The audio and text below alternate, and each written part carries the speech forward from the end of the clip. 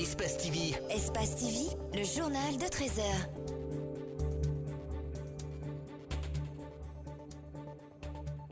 Bonsoir à tous, merci de nous rejoindre sur Espace TV et bienvenue aux 13h. Voici les titres de ce journal. Secteur de l'énergie, la Guinée et Veolia se séparent. Le contrat de gestion et de performance DDG liant les deux parties est échu avec un bilan mitigé selon le ministre de l'Énergie. La Guinée reprend désormais les choses en main. Alors que le FNDC appelle à des manifestations dès ce lundi, certaines voix s'élèvent pour dénoncer la démarche. C'est le cas du Cercle des acteurs pour la République qui désapprouve cet appel à manifester du FNDC.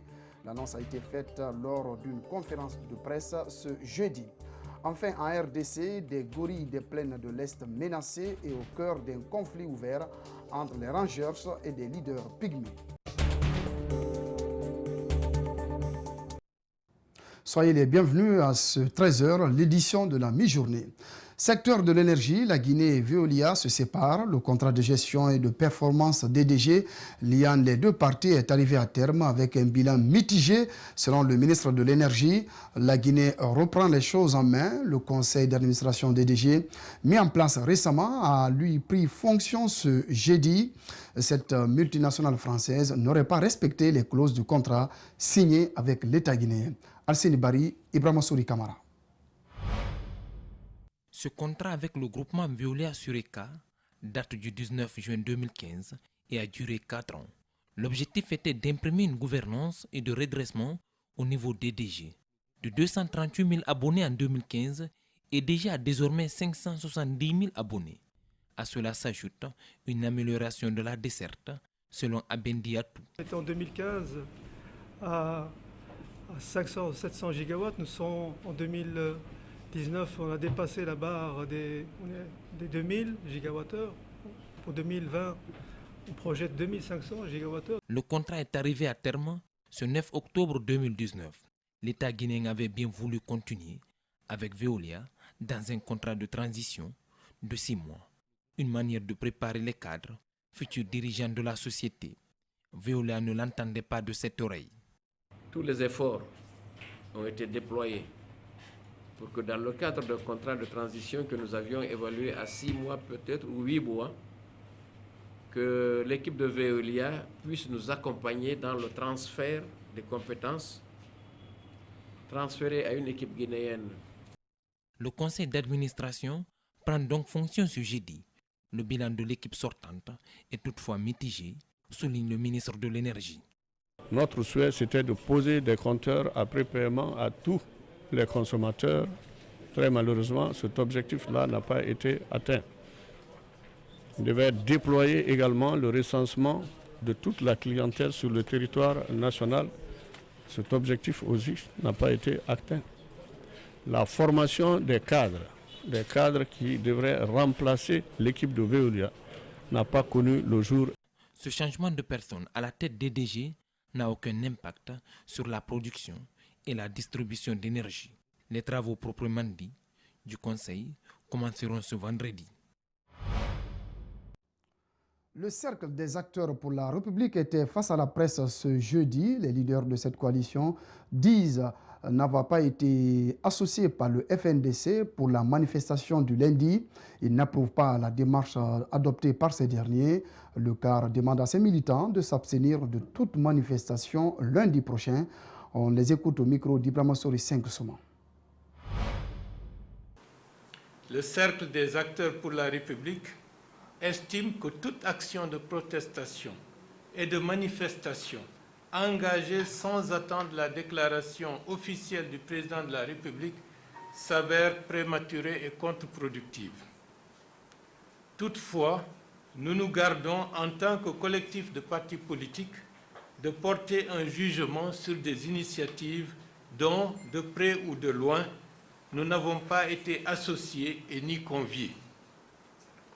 Néanmoins, la stabilité de notre pays et la sécurité de nos concitoyens de Conakry et de l'intérieur du pays nous importent au plus haut point. Nous lançons à cet égard à tous, gouvernements, comme aux autres coalitions et plateformes politiques qui projettent de manifester, de faire preuve en toutes circonstances de responsabilité et de retenue afin de préserver le libre choix de chaque citoyen guinéen. Nous attendons des discours va-t-en-guerre, des discours de haine. Même, ils sont en train de préparer d'insurrection dans le pays. Ce n'est pas avantageux pour le pays. Ce n'est pas les anciens premiers ministres qui ont envoyé leurs enfants à l'étranger pour étudier, qui ont pillé le pays.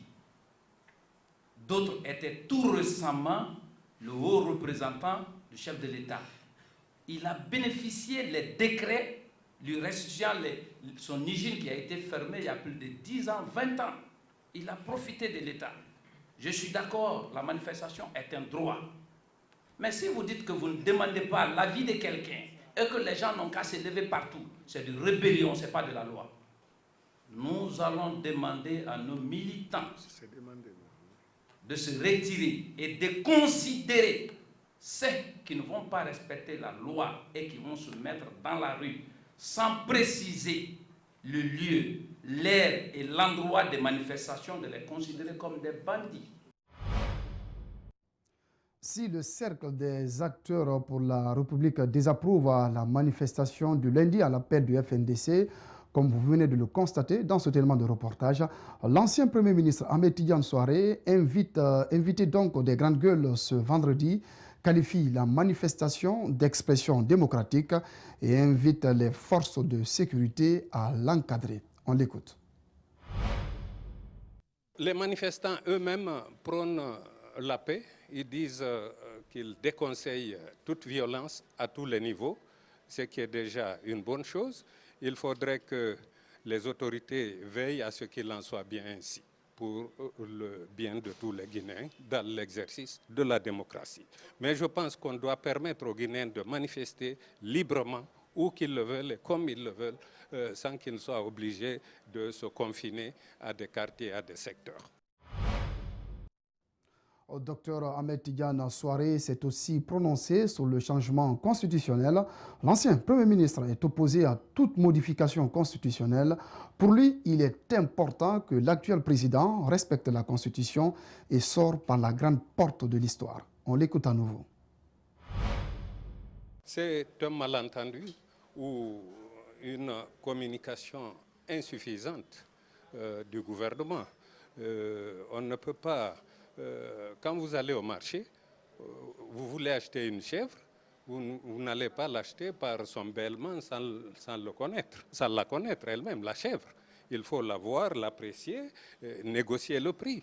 C'est ce qui se passe aujourd'hui avec cette constitution, ce projet de changement de constitution, qu'on prenne soin de montrer à tous les Guinéens les faiblesses de la constitution qu'on veut changer. Ensemble, on travaille pour le changement ou la modification. D'ailleurs, on n'a pas besoin de changement puisqu'elle consacre des révisions à volonté. C'était donc l'ancien Premier ministre Dr Ahmed Tidiane Souaré qui se prononçait sur le changement constitutionnel et la manifestation à l'appel du FNDC. On poursuit ce journal à l'occasion de la Journée internationale de la jeune fille.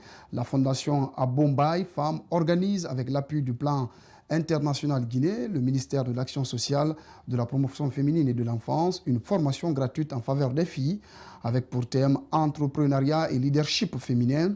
La Fondation a offert la place à 25 filles venues des régions de l'intérieur du pays.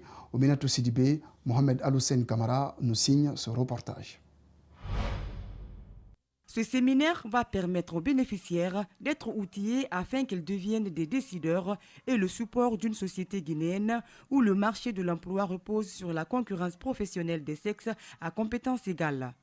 C'est une rencontre qui gravitera autour d'un renforcement de capacité de 25 jeunes filles dont l'âge varie entre 15 à 25 ans sur le thème entrepreneuriat et leadership féminin. Donc on va parler d'entrepreneuriat au féminin, je mets ça entre griffes, et de leadership féminin parce qu'il s'agit d'accompagner les jeunes filles. Donc là, c'est une journée, donc plus de partage, je vais dire, que de formation parce qu'on ne peut pas parler d'entrepreneuriat en une demi-journée, mais c'est surtout de leur montrer comment passer de l'idée au projet pour les encourager à se lancer et à atteindre rapidement leur objectif. Dans le souci de faire des jeunes filles des décideurs de demain, D'autres fondations évoluant dans le sens de la promotion de la jeune fille accompagnent la Fondation Abdoumbaye pour promouvoir l'égalité des sexes et l'autonomisation des femmes. Dans le cadre de la mise en œuvre de notre stratégie pays pour les 5 prochaines années, nous donnons un ferme engagement réellement pour soutenir tout ce qui est question d'égalité,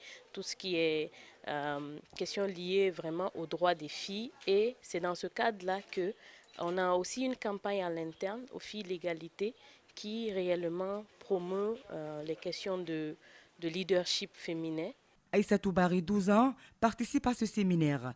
Pour elle, prendre part à une telle initiative, c'est le début d'un rêve qui commence à se concrétiser. Je suis très contente d'apprendre sur l'entrepreneuriat féminin parce que là déjà je veux entreprendre et je pense que cette formation va beaucoup m'apporter.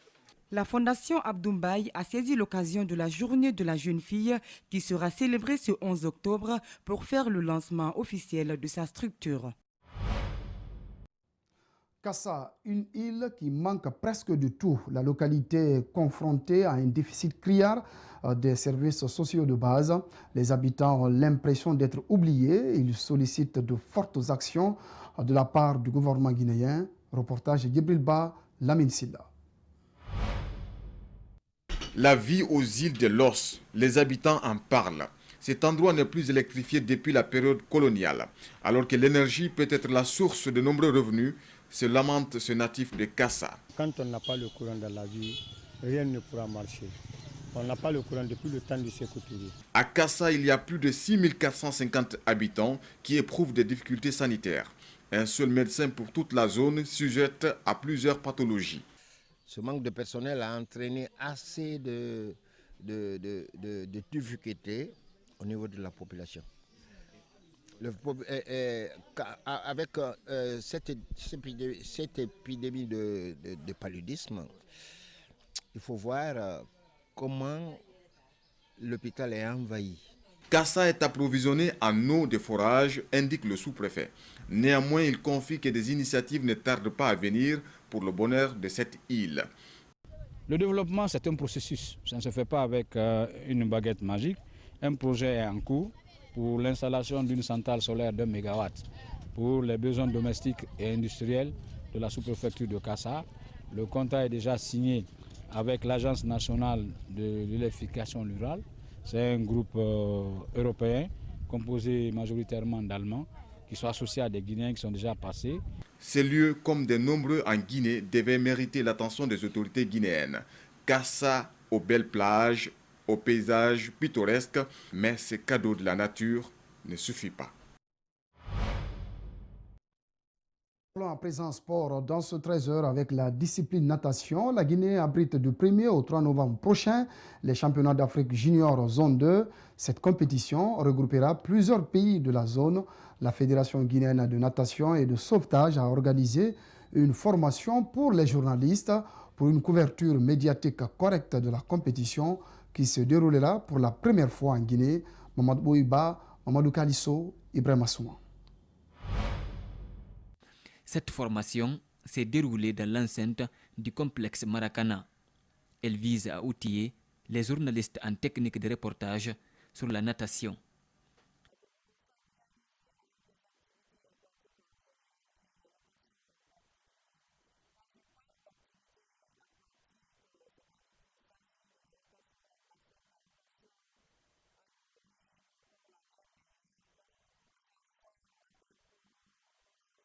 Les différents types de nage inscrits pour la compétition et d'autres thèmes ont été expliqués au cours de la séance.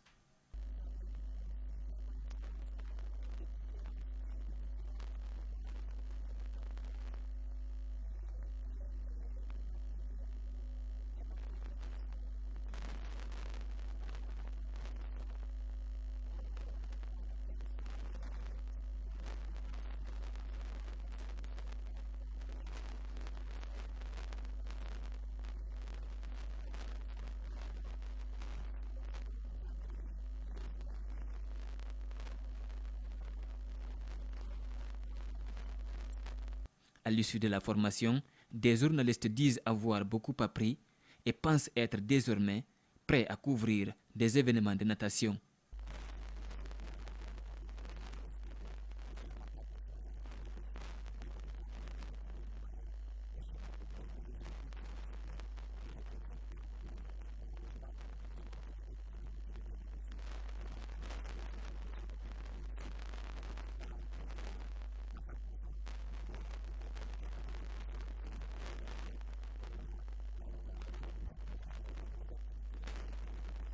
Cette formation s'inscrit dans le cadre des préparatifs des championnats d'Afrique Junior Zone 2 prévus dans 3 semaines à Conakry.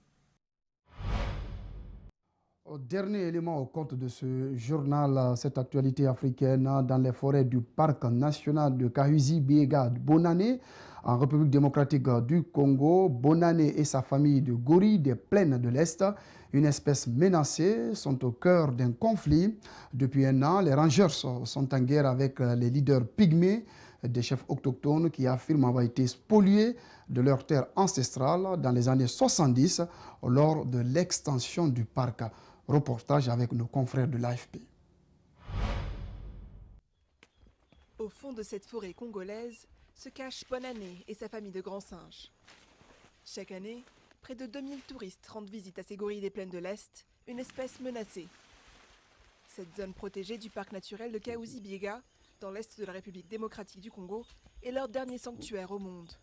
Mais leur habitat naturel, la forêt secondaire, est elle aussi menacée.